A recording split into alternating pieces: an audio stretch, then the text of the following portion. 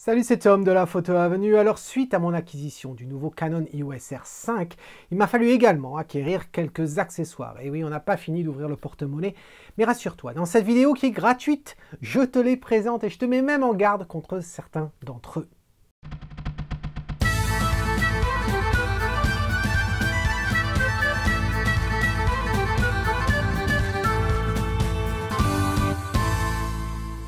Si tu es abonné à ma chaîne, il ne t'a pas échappé que je suis le nouveau heureux propriétaire d'un Canon EOS R5, le nouveau mirrorless de la marque qui vise les photographes professionnels. Donc depuis 15 jours, j'ai sorti un bon nombre de vidéos de prise de main de l'appareil et parmi les nombreux commentaires que j'ai reçus, certains me demandaient conseil sur les différents accessoires qui seraient utiles d'avoir pour le R5 mais aussi pour le R6 qui va pas tarder à arriver et qui est moins cher. Donc regardons ça de plus près. Tous les accessoires que je vais te montrer aujourd'hui, sache qu'ils sont tous listés dans l'article blog qui accompagne cette vidéo et comme d'habitude, tu trouves le lien dans la description mais aussi en haut à droite.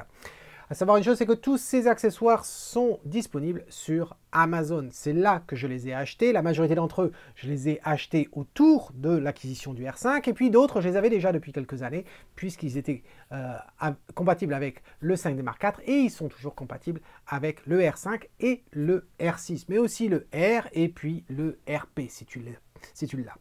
Alors, qui dit l'EOS R5 dit forcément nouveau format de carte. Car contrairement au R6 qui lui accepte deux cartes SD, le R5 accepte une carte SD, mais aussi le nouveau format qui est le CF Express. Si tu ne connais pas cette carte, c'est une carte qui est plus petite, qui remplace en fin de compte la carte CF qu'on a utilisée auparavant. Elle a le même format que la XQD qui est utilisée par Sony, mais aussi Nikon, par exemple pour le Z6 et le Z7.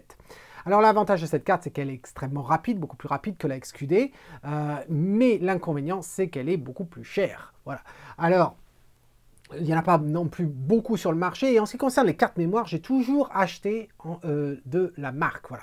Tout simplement parce que, après l'appareil, ce qui est de plus précieux au moment où je fais mes photos, c'est vraiment la carte mémoire. C'est pour pouvoir sauvegarder mes photos. Surtout si en plus on me paye pour prendre des photos, j'ai plutôt intérêt à ce que le matériel que j'utilise fasse tout son possible pour les sécuriser. Alors j'utilisais Lexar ou SanDisk et généralement la catégorie professionnelle de leur carte. On sait ce qui est arrivé à Lexar depuis 2 ans. Cette compagnie ne fait plus, en fin de compte, les cartes mémoire. Donc il reste SanDisk, il reste aussi Sony et d'autres. Mais il y a aussi une autre marque qui a vu le nez, en fin de compte, à peu près il y a 2 ans de ça, en même temps que la fermeture de Lexar, du département de cartes mémoire de Lexar. Et cette compagnie, elle a été créée justement par un ancien employé de chez Lexar qui était au niveau exécutif et un autre employé de la marque SanDisk qui était au niveau directionnel et tous les deux ils ont créé la marque qui s'appelle ProGrade. Le but ou le mantra de cette marque en fin de compte c'est de proposer des produits aux professionnels qui répondent à leurs besoins. Alors par leurs besoins on entend aussi bien la rapidité de lecture et d'écriture par exemple des cartes mémoire mais aussi la durabilité de leurs produits en ce qui concerne les cartes mémoire et la lecture aussi. Donc leurs différents lecteurs. Et donc j'ai regardé en fin de compte ce qu'ils proposaient comme produit, j'ai regardé les différentes revues qui ont été faites dessus, et je me suis dit tiens c'est quand même pas mal. En plus le fait que cette compagnie, bon elle apparaît du jour au lendemain, mais en fin de compte les fondateurs sont des anciennes Laval, puisqu'en fin de compte ils sont issus des 2 grandes marques principales autour des cartes mémoire. Et donc du coup j'ai investi là-dedans, et j'ai donc acheté une carte CF Express de chez ProGrade. J'ai choisi la taille 256 parce que je voulais une taille qui me permette d'avoir un mariage entier. Mes mariages de 14 heures et généralement sur 14 heures je tourne aux alentours de 2000-2500 photos, voilà, et dans les meilleurs des cas. Et donc je voulais m'assurer que je puisse avoir toutes ces photos là plus d'autres. Et donc 256 me paraissait un bon choix, mais oui c'est quand même cher. Dans ton cas tu n'auras peut-être sûrement pas besoin d'avoir une telle taille, peut-être que en fin de compte 64, 32 voire peut-être 128 ça suffira amplement. Ensuite, il me fallait une carte SD. Alors, je sais bien que j'avais plein de cartes SD et tu as sûrement vu que très récemment, je les ai toutes mises en vente ainsi que mes cartes CF et mon lecteur de cartes.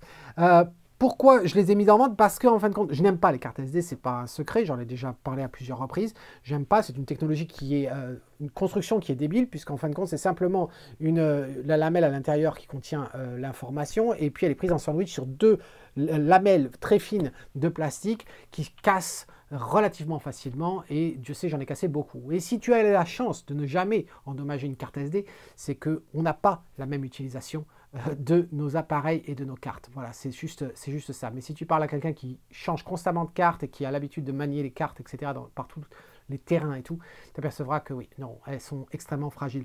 Et il s'est avéré que Sony a en fin de compte révolutionné les choses, il y a à peu près 2 ans de ça, quand ils ont sorti leur nouvelle série de cartes SD qu'ils ont nommée Tough. Ça veut dire dur, mais dans le sens costaud. Et j'avais vu les revues, et à part une, qui est de Tony Northrup, toutes les autres étaient positives. Et donc j'ai décidé, en fin de compte, de regarder de plus près. J'en ai commandé une et j'ai regardé ce que c'était. Et effectivement, elle est plus épaisse. La construction n'est pas en sandwich, contrairement aux autres cartes SD. Elle est en plein socle, donc elle ne va pas se séparer en deux, comme c'est le cas. Par exemple, j'ai trouvé cette carte-là, qui a beau être de SanDisk extrême, et je me suis aperçu qu'elle était légèrement fendue, voilà. Et puis il manquait certaines lamelles. Tu t'apercevras que celle-ci, qui est une SDHC1, celle-ci est plus rapide, puisque c'est une SDHC2, SDXC, pardon, 2, et tu remarqueras, en fin de compte, elles n'ont pas la même construction. Là, tu as en fin de compte une seule ligne de connecteur, ici tu en as 2, mais il n'y a aucune lamelle. Elle est un petit peu plus épaisse, donc elle ne va pas sauter en fin de compte ton appareil, tu as besoin de la tirer, mais il n'y a aucun souci. Et écoute le bruit. Ça c'est la carte SD classique qui tombe sur le bureau. Voilà, le bureau qui est en bois. Voilà la carte Sony Tough. C'est comme si en fin de compte, on faisait tomber, et là elle tombait par terre, c'est comme si on faisait tomber en fin de compte un petit morceau de ferraille. Mais apparemment c'est du plastique, mais très difficile, très costaud. Donc je suis satisfait, tellement satisfait que j'en ai acheté 2. Voilà, j'ai acheté qu'une seule CF Express, mais j'ai acheté 2 cartes SD. Qui dit carte SD dit forcément lecteur de cartes, carte SD et CF Express. Alors j'avais un lecteur de cartes, mais comme je te l'ai dit tout à l'heure, je l'ai mis en vente et il est parti avec toutes mes cartes SD et CF. Et c'était un lecteur de la marque Kensington qui me plaisait bien, il était bien, il me lisait les micros SD, il me lisait les SD et les CF, les cartes CF, donc c'était très bien.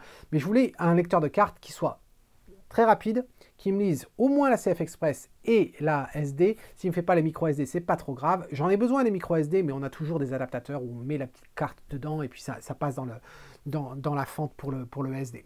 Et je voulais un lecteur qui utilise par exemple des câbles USB-C. Alors, j'ai regardé ce que faisait Progrès. Les Progrès en font plusieurs, des combinaisons en fin de compte de cartes micro SD, SD, CF Express, XQD, etc. Et donc, il faisait ce modèle-là. Alors, le voici. Et je le trouve vraiment très bien. Qu'est-ce que j'aime? Alors, il est rapide.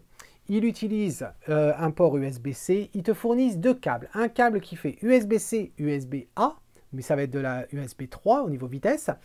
C'est ce que moi j'utilise ici, je vais t'expliquer pourquoi dans un instant. Et tu as aussi un câble USB-C, USB-C. La raison pour laquelle j'utilise en fin de compte le câble USB-C, USB-A, alors que je t'ai dit que je voulais quelque chose qui soit en USB-C, c'est tout simplement parce qu'à l'heure actuelle, j'ai tous les accessoires que j'utilise qui sont branchés en USB, utilisent en fin de compte un hub. Et à l'heure actuelle, la technologie est telle qu'il n'existe pas de hub USB-C. Ça n'existe pas. Voilà. Donc le jour où ça existera, j'utiliserai effectivement un câble USB-C parce que je les préfère. Pourquoi? Un des avantages, à part la vitesse, c'est que déjà on n'a pas à se soucier du sens. Voilà. Je suis sûr que toi aussi, tu es comme moi. Ça fait quoi? Ça fait plus de 15 ans qu'on utilise des câbles USB et on est toujours à se demander dans quel sens on les rentre sur la prise. Donc c'est toujours un problème. Bon bref, donc voilà pourquoi j'utilise ça et j'ai absolument aucun souci. Sur mon ancien lecteur, ce que j'avais fait, c'est que j'avais utilisé, tu sais, cette sorte de pâte à modeler qui colle, qu'on utilise pour par exemple coller des affiches au mur, etc. Je ne sais pas comment on appelle ça en français, en anglais on appelle ça Blue Tack. Et j'avais mis des petites boules dessous que j'avais collées contre mon bureau. Parce que ce qui avait tendance à m'énerver, c'est quand tu voulais mettre la carte ou retirer la carte, eh bien il te fallait 2 mains. Une main pour tenir le lecteur et une main pour tirer les cartes ou pour la rentrer. Et donc j'avais fait ça. Eh bien ProGrade, ils ont eu la même idée en fin de compte, mais ils ont fait ça plus élégamment. Puisqu'en fait compte, sur la base, ils ont mis une plaque magnétique. Et quand tu achètes le lecteur, ils te fournissent une petite plaque qui est adhésive d'un côté, de l'autre côté c'est du métal. Cette plaque-là, je ne peux pas te la montrer, elle est collée sur le bureau et en fin de compte, quand tu mets ton lecteur, eh bien ça tient, ce qui fait que je peux simplement mettre la carte dedans ou la retirer avec une seule main, c'est quand même beaucoup plus pratique. Voilà. Donc je recommande vraiment ce lecteur-là. Si tu as d'autres cartes telles que XQD, des fois les lecteurs te lisent le XQD mais ne te lisent pas le CF Express et inversement. Même s'ils ont la même forme, c'est pas le même format. Voilà. Donc ProGrade a vraiment toutes les combinaisons que tu peux avoir besoin. Ensuite, voilà pour les cartes. Ensuite, tiens, la vidéo que j'ai sortie la semaine dernière, c'était sur la prise en main de l'autofocus en mode animalier. Si tu n'as pas vu cette vidéo, je t'invite à le faire, le lien s'affiche ici. Et dans cette vidéo, j'avais utilisé donc mon Tamron 150-600 mm. Ce Tamron-là, eh bien, il a une monture EF. EF, c'est quoi? Eh bien, c'est la monture plein format des DSLR de chez Canon. Et le format APS-C, c'était EF-S. Eh bien, le R5 comme le R6 accepte aussi bien les objectifs de type APS-C que plein format, donc EF ou EF-S. Et pour ça, il te faut un adaptateur. Et donc, du coup, j'avais acheté un adaptateur. Cet adaptateur, c'est la version classique de l'adaptateur. Canon a sorti plusieurs types d'adaptateurs. Le classique, en fait, compte, qu'est-ce qu'il a? Il a simplement une monture EF d'un côté, EF-S, et de l'autre côté, une monture RF, qui est le nouveau format de monture pour le mirrorless de chez Canon. C'est tout ce qu'il y a.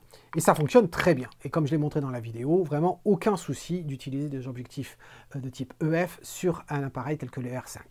Et le R6, ce sera la même chose.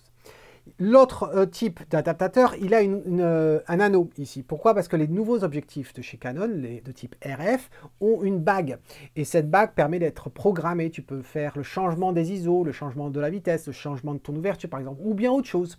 Et tu pourrais en fin de compte bénéficier de cette bague-là sur l'adaptateur quand tu utilises des objectifs de type EF ou EF-S. Et je n'ai pas choisi d'utiliser ça tout simplement pour deux raisons. Un, à l'heure actuelle, j'ai programmé certes la bague sur les objectifs RF que j'ai, le 28-70 par exemple, ou le 15-35, mais je m'aperçois que je ne l'utilise pas encore. Ça va peut-être venir à un moment donné, j'ai peut-être trouvé l'intérêt de cette bague-là, mais pour l'instant, je ne l'ai pas vraiment trouvé dans mon utilisation. Donc ça, c'était la première chose. La deuxième chose, c'est que les objectifs EF que j'utilise, il y en a très peu, et puis ils vont se faire de moindre en moindre. Plus ça va aller, plus je vais passer en fait avec des objectifs RF. Donc je ne vais pas investir dans quelque chose qui est plus cher que ça pour une fonctionnalité dont je n'ai pas vraiment besoin pour l'instant. Et aussi, une autre raison, c'est que étant membre Platinum de chez CPS, CPS c'est une sorte de club membre des utilisateurs Canon. Et comme je suis membre de ça, eh bien, avec l'achat du R5, j'ai droit, en fin de compte, à un adaptateur gratuit. Et ce qu'ils vont m'envoyer, c'est un adaptateur classique. Celui-ci, je l'ai acheté sur Amazon, mais il va repartir chez Amazon. Et alors, avant que certains d'entre eux, toi et vous, qui regardez cette vidéo, me fassent une leçon de morale sur le fait que je renvoie des produits qui fonctionnent très bien et que je les renvoie chez Amazon, je vais le dire une fois pour toutes. J'ai le droit. Voilà, j'ai le droit. J'ai demandé à Amazon, j'ai aucun souci. Et même toi, tu as le droit. Que tu habites en France ou partout en Europe, tu as 14 jours pour rapporter des appareils, quels qu'ils soient, et on doit les reprendre sans te poser la moindre question. Ce n'est pas une question de défaillance ou quoi. Si tu n'es pas satisfait ou si tu as simplement envie de le retourner, tu as le droit de le faire. Point barre. Ok, c'est pas une question d'immoralité ou quoi, c'est la loi. Voilà. Il se trouve qu'en tant que membre Prime de chez Amazon, j'ai plus que 14 jours pour le faire. Voilà. Mais donc, du coup, je serais vraiment idiot de ne pas utiliser ce bénéfice que m'offre Amazon. Après, on peut penser ce qu'on veut d'Amazon, mais voilà. Donc, ça, il va retourner, et puis je vais recevoir celui de chez Canon, que Canon va m'envoyer. Il existe un autre modèle qui non seulement a la bague, mais aussi te permet de rentrer des filtres ND. Bien sûr, pas des filtres ND gradués, parce que là, ça voudrait vraiment dire que Canon n'a vraiment rien compris. Non, c'est simplement des filtres ND. Je crois qu'il y a même un polarisant dans l'histoire. Mais je ne le conseille pas. Je ne le conseille pas pour plusieurs raisons. Un, cet adaptateur, il est fait pour mettre des objectifs de type EF ou EF-S sur un appareil de type RF. Mais tu ne peux pas utiliser l'adaptateur avec des objectifs de type RF. Donc ça veut dire quoi? Ça veut dire que tu vas payer extrêmement cher pour un adaptateur pour l'utilisation de filtres qui ne vont fonctionner que le temps que tu as des objectifs de type EF, EF-S. avec le temps, tu seras amené à utiliser des objectifs RF. C'est une obligation. Pourquoi c'est une obligation? Tout simplement parce que la marque a décidé et a annoncé très clairement au mois de décembre qu'ils arrêtaient toute production des objectifs EF et EFS. Donc, il ne va y avoir que les objectifs à la monture M, qui est un autre système, et la monture RF. Donc, à un moment donné, tu vas être amené à changer d'objectif et il y a de grandes chances que tu finisses par choisir la technologie la plus actuelle, c'est-à-dire les montures RF. Et à ce moment-là, eh bien, le filtre dans lequel tu as investi avec ce système-là, eh bien, il te sera complètement inutile. En plus de ça, ils sont extrêmement fragiles. Voilà, c'est des petits filtres qui sont compatibles avec rien d'autre à part cet adaptateur-là. Et donc, du coup, ça ne servirait absolument à rien. Donc, le classique fonctionne très bien, comme tu as pu le voir dans la vidéo que j'ai faite. Ensuite, un autre outil, quand je fais mes vidéos ici, cette vidéo-là, et comme toutes celles que j'ai sorties depuis l'acquisition du R5, eh bien, elle est enregistrée avec le R5. Alors, elle est plutôt enregistrée à travers le R5, mais ça, j'en parlerai dans une seconde. Quand je fais mes enregistrements ici dans le studio, je n'ai pas envie d'avoir à jouer avec les batteries. Mes vidéos sont généralement longues et j'ai pas envie de me poser la question est-ce que je vais ne plus avoir de batterie pour la fin de la vidéo, ou bien quand je fais mon cours par exemple sur le fine art que je suis toujours en train de finaliser, hein, j'oublie pas, j'oublie personne, mais voilà, l'idée que mon appareil peut être branché sur secteur et reste allumé et il n'y a aucun souci avec, eh bien c'est vraiment parfait. Dans le passé, qu'est-ce que j'avais? Sur le 5D Mark IV, eh bien j'avais ce système là qui consiste à avoir une fausse batterie que l'on place dans le compartiment de batterie. Il y a un câble qui sort, qui va se brancher sur le secteur. Seulement, ça marche très bien, il n'y a aucun souci. L'inconvénient, c'est qu'il faut que tu sortes la batterie que tu aurais dans l'appareil, ça c'est pas un problème, mais quand tu enfiles cette fausse batterie à cause du câble, eh bien, il faut que tu fasses attention au moment de la fermeture de la porte, etc., du compartiment. C'est pas toujours très élégant, voilà. En plus de ça, si tu es amené à changer d'appareil à un moment donné, eh bien, tu te retrouves à avoir un système qui fonctionnera pas. Voilà, il faudra le revendre ou le jeter. Donc cette solution-là, elle fonctionne, mais je me suis dit, il y a peut-être quelque chose de mieux.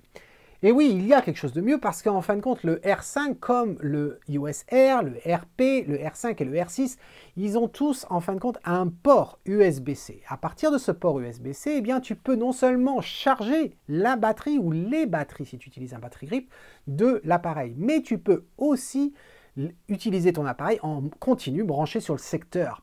Et ça, je trouvais ça intéressant. Alors Canon, eh bien, ils ont fait une solution. La voici. C'est la Canon PDE1, c'est-à-dire un chargeur. Seulement, ça fonctionne très bien. Qu'est-ce qu'on trouve? Eh bien, là, je ne vais pas le sortir, mais on a un transformateur qui se branche sur secteur, et puis on a simplement un câble USB-C. C'est tout. Et ça fonctionne très bien. Ça va te charger ta batterie, à savoir une chose. Pour charger la batterie, il faut que ce soit une batterie soit LPE6NH ou LPE6N tout court. Voilà. Mais la LPE6, elle ne va pas charger.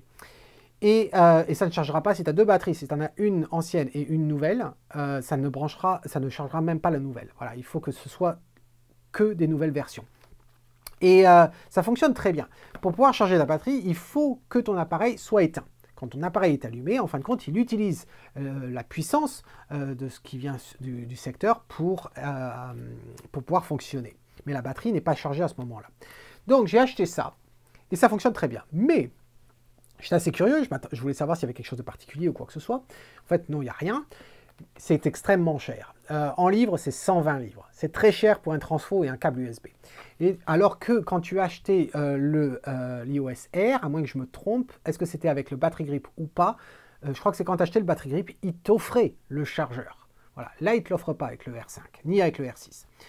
Et je trouvais ça extrêmement cher. Et je me suis dit, est-ce qu'il y a une solution alternative?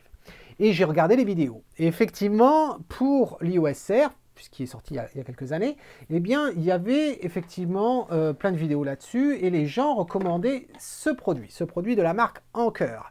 Anker, j'aime beaucoup ce qu'ils font. J'ai plein de câbles de chez eux, vraiment, et des chargeurs, etc. Vraiment très bien. Donc, je l'ai acheté. C'est pas cher, hein, j'ai acheté. Et c'est le PowerPoint PD2. Voilà. Le voici. Et comme on voit, eh bien, il charge ici en USB-C et là en USB de type A. Le problème, c'est que si ça marche pour le R et le RP, ça ne fonctionne pas pour le R5. Et ça ne fonctionnera pas pour le R6. Voilà, ça ne fonctionne pas. Donc, ça ne fonctionnait pas. Donc j'ai commencé à réfléchir et je me suis dit, il existe des chargeurs qui permettent de charger les MacBook Pro. Et s'il peut charger un MacBook Pro, il n'y a pas de raison qu'il ne puisse pas charger, en fin de compte, le R5. Et effectivement, donc j'ai investi dans ceci. Quand je dis investi, ça ne sous-entend pas que c'est cher. C'est très proche du prix du Anker que je t'ai montré. Il fait que l'USB-C. Et avec ça, eh bien, aucun souci. Tu branches ça sur le secteur, tu branches ça sur le R5. Et là, il n'y a aucun souci. Il fonctionne, il est branché en continu. Et il charge tes batteries. Absolument aucun souci. Je l'adore. C'est la marque Ugreen qui est très connue sur Amazon. Et j'en ai profité pour acheter un autre câble USB-C. J'en ai plusieurs. Et ils font un câble USB-C de 2 mètres par exemple et un même de 3 mètres. Et donc celui-ci il est de 2 mètres. Et je l'aime beaucoup parce qu'il est en nylon là. Et j'aime bien les câbles qui sont en nylon. Je trouve qu'ils sont un peu plus durables. Et donc ça fonctionne très bien. Donc je le recommande absolument. Voilà. Ensuite, donc, oui, ça, je le retourne, et c'est pas chez Amazon, et j'ai le droit, voilà, il n'y a aucun souci. Et puis, l'autre solution que j'avais achetée aussi sur Amazon, là, avec la fausse batterie, je le retourne aussi, n'en déplaise aux donneurs de leçons. Ensuite, tant qu'on est sur la puissance, il y a quelques années de ça, j'en avais marre des chargeurs de batterie. Quand tu achètes l'appareil, tu as toujours ton chargeur de batterie. Seulement, on est amené à avoir plus d'une batterie. Et leur chargeur, eh bien, il ne charge qu'une seule batterie à la fois, et pourtant il est gros. Voilà. Surtout la version européenne du truc, c'est-à-dire que la version américaine, généralement, elle se branche directement dans le mur, donc ça va. Mais la version européenne, à cause de nos prises, eh bien, tu as un câble et tout, ça prend de la place. Surtout quand tu es en transport, c'est vraiment pas l'idéal. Alors qu'il existe des chargeurs de batterie, de plusieurs batteries, voilà. Et j'avais trouvé ça il y a quelques années, et j'en ai plusieurs, voilà, puisque j'ai à peu près 8 ou 10 batteries de type LPE6, donc... et c'est génial. Je peux en charger 2 à la fois. Il y a un petit écran LCD ici qui m'indique en fin de compte le niveau de charge et ça se branche depuis un USB. Et donc j'ai un hub USB qui a 10 ports USB qui est branché sur secteur et j'en ai à peu près 4 comme ça pour ce type de batterie. J'ai pour les batteries de l'appareil de photo de ma fille, j'ai pour d'autres batteries également. Donc j'adore ces chargeurs de batterie, ça fonctionne très bien, c'est vraiment super. C'est Power Extra qui fait ça et bien sûr tu as le lien dans l'article blog. Ensuite au niveau des batteries, alors j'aime pas trop parler des batteries parce que on entend beaucoup d'expériences quand tu parles des batteries qui ne sont pas de la marque du constructeur. Mais il s'avérait que j'en ai. Voilà, au fur et à mesure des années, j'avais acheté des batteries. Et on sait très bien que le nouveau modèle pour le R5 et le R6 de la batterie, c'est-à-dire la LPE6NH, c'est la lettre H qui est nouvelle, eh bien, elle a un ampérage plus important. Je crois que c'est 2300, entre 2100 et 2300 mAh, alors que celle de la LPE6 ne faisait que 1800 mAh. Mais j'ai une batterie, moi, qui est de la marque Dot Photo, et elle fait 2000 ampères. Voilà, déjà plus que la charge que l'on avait dans la batterie classique de chez Canon. Voilà. Et je t'avoue que j'ai jamais remarqué si en fin de compte elle durait moins longtemps que la batterie de chez Canon. J'en ai plusieurs comme ça. Voilà. L'avantage c'est qu'elle coûte pas cher par rapport à la batterie Canon. En gros, il t'en faudrait 2 comme ça pour obtenir le même, pour pouvoir t'offrir une batterie de chez Canon. Voilà. Donc quand tu n'as pas des obligations de prestations, etc., que tu es amateur, que tu es en un budget plus ou moins réduit et tout, tu peux très bien utiliser ça, il n'y a absolument aucun souci. Et j'ai jamais entendu d'histoire d'horreur. J'en avais peur au début, hein, mais j'ai jamais entendu d'histoire où en fait la batterie aurait explosé ou quoi que ce soit. Et pourtant c'est du lithium hein, quand on y pense, mais bon, elles sont quand même très costauds. Donc ça, c'était pour les batteries. Et pour finir, en fin de compte, le chapitre des batteries, puisqu'à chaque fois, on est toujours en train de me demander, est-ce que tu vas voir le R5, ça ne dure pas les batteries?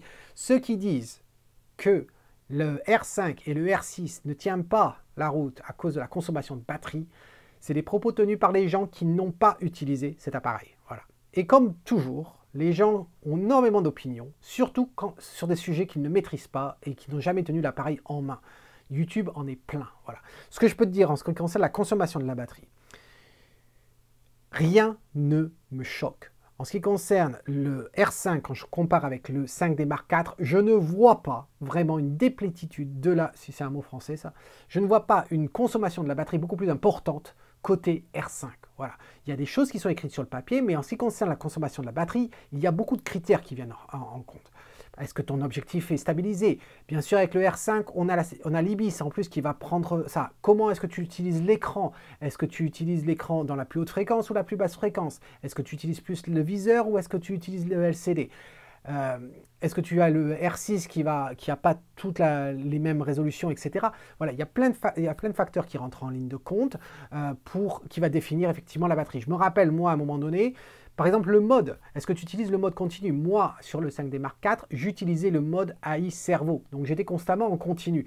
Le jour où je me suis mis à utiliser ce mode avec des appareils, des objectifs, pardon, qui étaient stabilisés, j'ai vu la consommation de batterie, mais chuter dramatiquement. Voilà.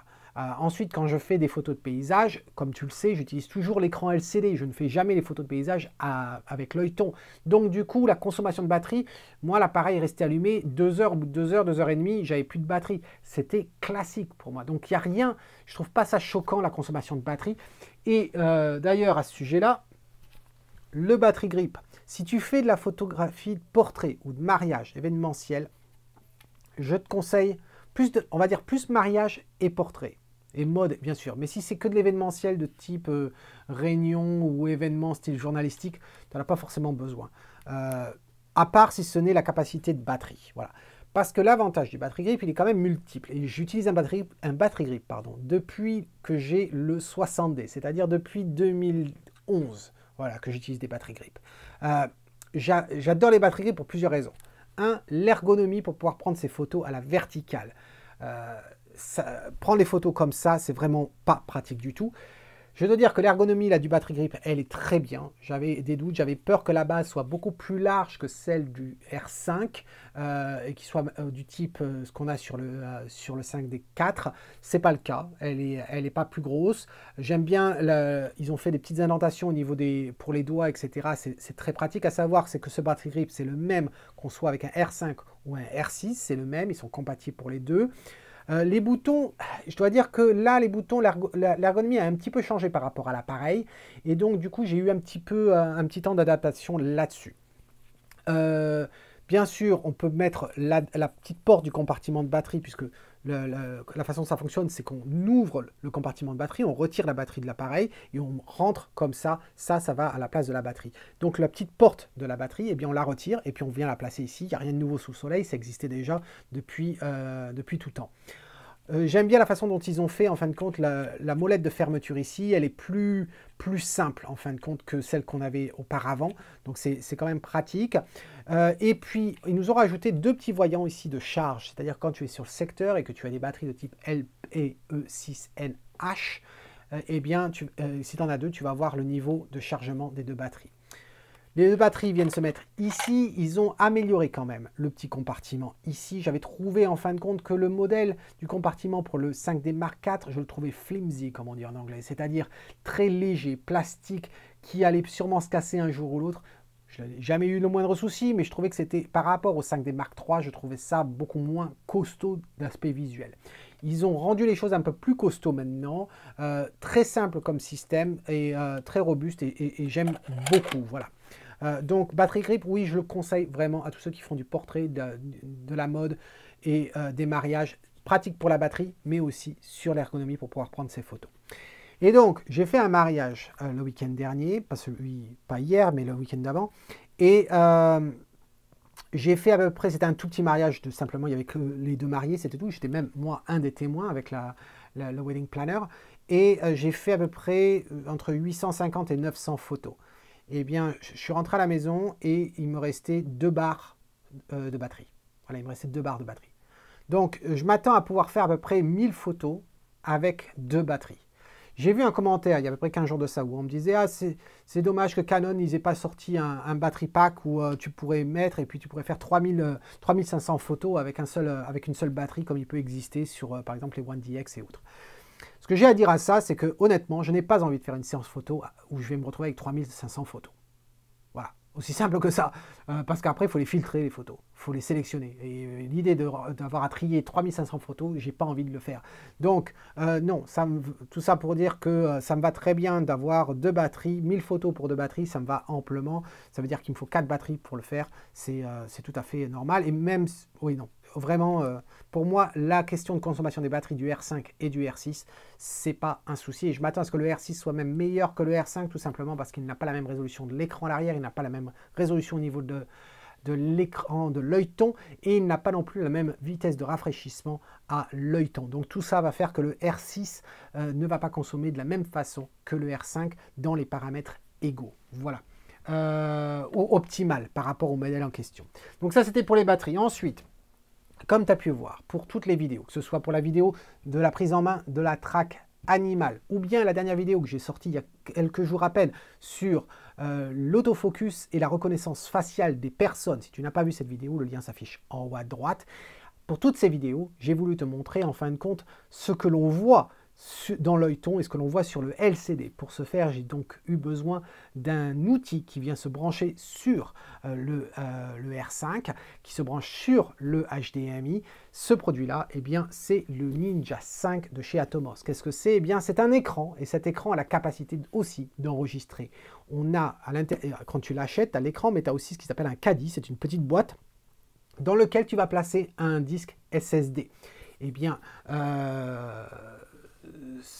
ça enregistre là à l'heure actuelle, donc je ne peux pas te le montrer, hein, il est branché sur le R5, c'est le R5 qui est en train d'être utilisé pour enregistrer cette vidéo, ce n'est pas le R5 qui enregistre la vidéo, le R5 en fin de compte capte l'information par le capteur, l'information part sur le Ninja 5 et le Ninja 5 l'enregistre sur le SSD.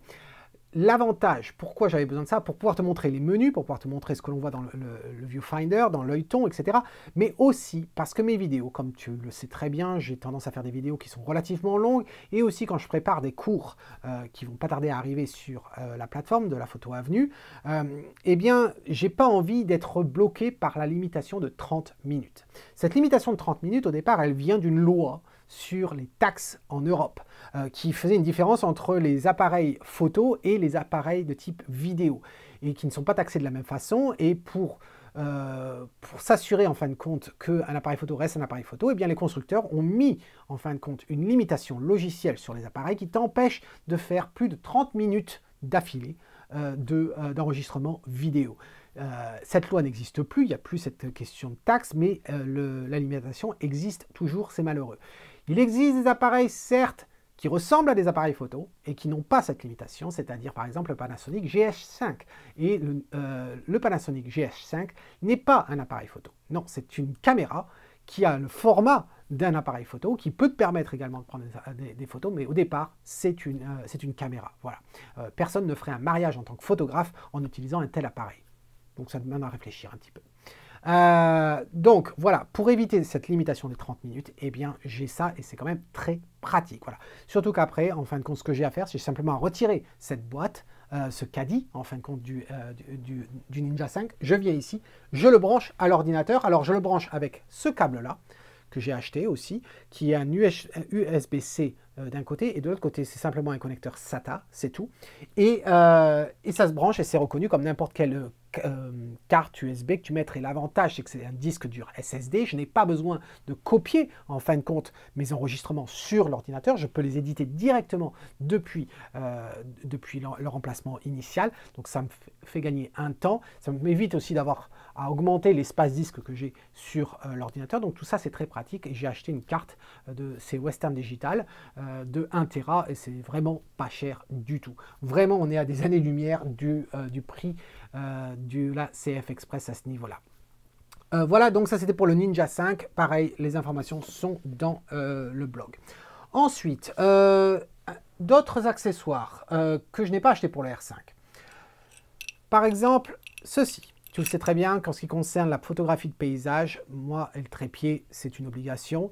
Et donc, il y a quelques années de ça, j'avais fait une vidéo sur les bénéfices d'utiliser une plaque de type L. Si tu ne sais pas de quoi il s'agit, je t'invite à voir cette vidéo. À l'époque, ce n'était pas cette plaque-là, c'était une plaque de chez Manfrotto qui était bien lourde et tout, mais l'idée reste la même. Tout ce que je dis dans la vidéo reste toujours d'actualité. Seulement quand j'ai changé à peu près, juste après la vidéo, enfin quand j'ai changé de trépied et quelques mois plus tard, j'ai changé de tête de trépied. Je t'ai parlé d'ailleurs de la tête de trépied que j'utilise. Si tu n'as pas vu cette tête de trépied, que je considère étant la meilleure tête de trépied peut-être au monde, eh bien, ou du moins la conception de la tête de trépied, c'est sûrement la meilleure au monde. Je t'invite à la voir, le lien s'affiche ici. Et puis pareil, si tu es curieux de savoir de quel trépied je parle, parce que c'est toujours le même que j'utilise depuis 2015, vraiment je l'adore, eh bien le lien s'affiche maintenant en haut. Bref, pour revenir à cette plaque, voilà la plaque que j'utilise depuis J'ai regardé, je l'ai acheté celle-ci en 2017. Voilà cette plaque. Elle n'a vraiment pas bougé, elle est légère, elle est vraiment géniale. Elle est de Three Legging Thing, qui est une compagnie en fin de compte basée ici au Royaume-Uni. Très bonne qualité, très bien, donc je la recommande.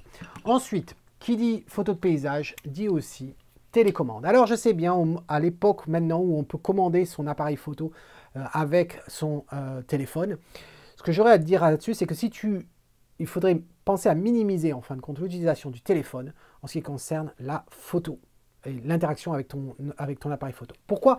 Ben, tout simplement parce que oui, ça fonctionne, mais quand tu es sur le terrain, et tu sais très bien que la batterie des téléphones ne dure pas, et donc du coup, j'ai pas envie d'être dépendant de mon appareil photo, de mon téléphone, pardon, pour pouvoir déclencher mon appareil photo. Voilà. Et ensuite, il y a certes des télécommandes qui sont infrarouges ou bien Bluetooth. Alors, en ce qui concerne les télécommandes infrarouges, je n'ai jamais aimé ça parce que les détecteurs infrarouges sont généralement sur le devant de l'appareil. Ça t'oblige à mettre ta main sur le devant, donc il faut que tu fasses attention que tu ne sois pas dans le champ. Et puis, des fois, ça ne fonctionne pas correctement. Après, il y a des Bluetooth qui peuvent fonctionner. Je sais que Nikon avait un système que tu branchais même sur l'appareil et ensuite, ça faisait une sorte de... Il reconnaissait le truc. C'était très cher quand même hein, comme connecteur. Et puis... les non filaires, je les aime pas, elles sont petites, tu as tendance à les perdre, etc.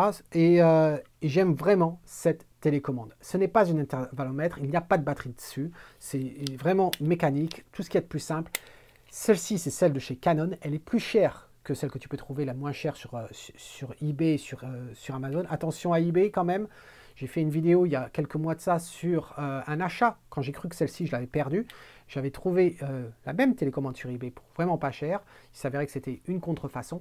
Je t'ai fait une vidéo là-dessus. Si tu ne l'as pas vue, le lien s'affiche en haut ici.